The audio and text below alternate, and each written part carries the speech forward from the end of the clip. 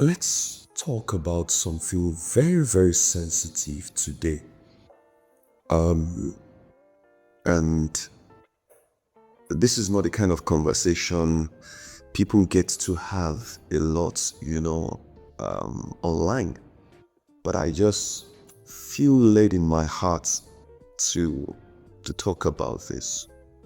And it's simply because it's a vital part of life. So let's talk about healing from maybe a failed startup or a failed project or something you didn't record success at doing. All right. So I think it's a good place to start today. First thing I need you to know is that what failed was not your identity. What failed was a project. What failed was in business. What failed was a relationship. All right. And you have to see it in the light of what it truly is. And that failed. You are allowed to start again. And it's as simple as you are allowed to start all over again. You are allowed to build all over again. So when your dream, your dream project, when it comes crashing, and it burns, and I'm using these words intentionally. It doesn't mean you're a failure.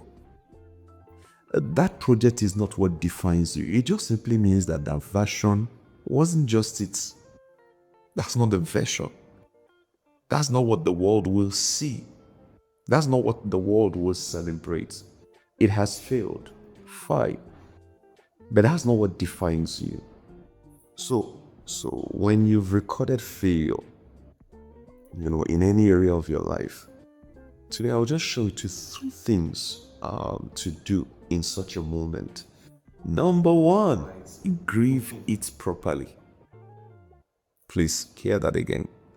Grieve that failure, all right? Grieve it properly. What does grieving it properly means? It means you shouldn't downplay it. It means you should not ignore it. It means you should not sweep it under the carpet. No, but give it a real thought. Don't just ignore it. Journal, all right? Write down things that okay, we didn't do it well here, all right? And it's in such a moment you want to ask questions, and be sure getting down to the root. You want to talk about it. If you need to cry, you want to cry. It's fine. You can cry if you must, but let it hurt. And while it hurts, let it go, because you're never going to see a way out for something bigger, for something better, for something stronger, if you keep that thing swept and you just ignore it. You have to thoroughly deal with it, holistically. All right, the second thing you have to do is extract the gold. All right, so extracting the gold means you want to go over the entire process. What went wrong? Was it the timing? Was it the version? Was it the team? All right, what exactly didn't we do well? You want to answer those questions, because let me tell you, every failure carries in its feedback.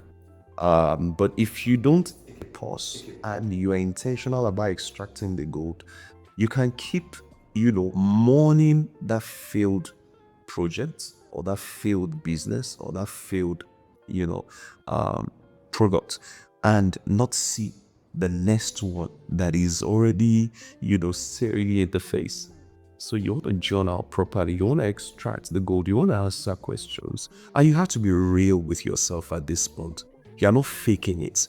You want to take lessons. That's what it means, extracting the gold. You want to take lessons. And number three, simple, start again.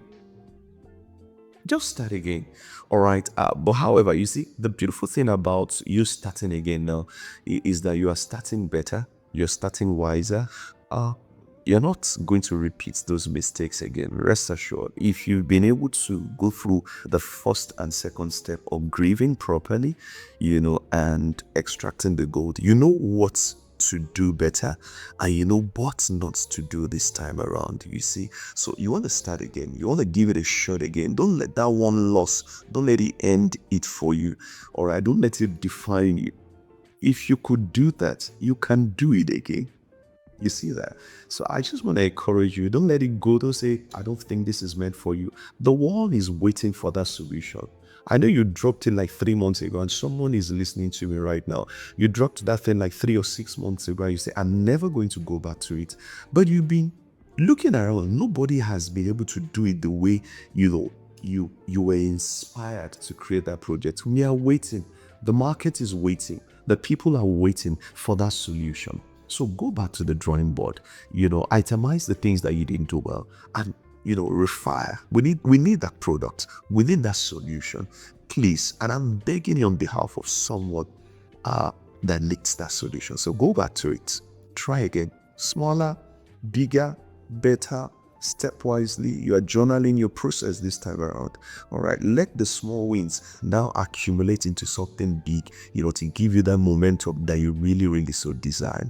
And that's the say from my heart to yours today. I'm sure you've learned, a thing or two on how to, stage a comeback from a failed project, a failed relationship.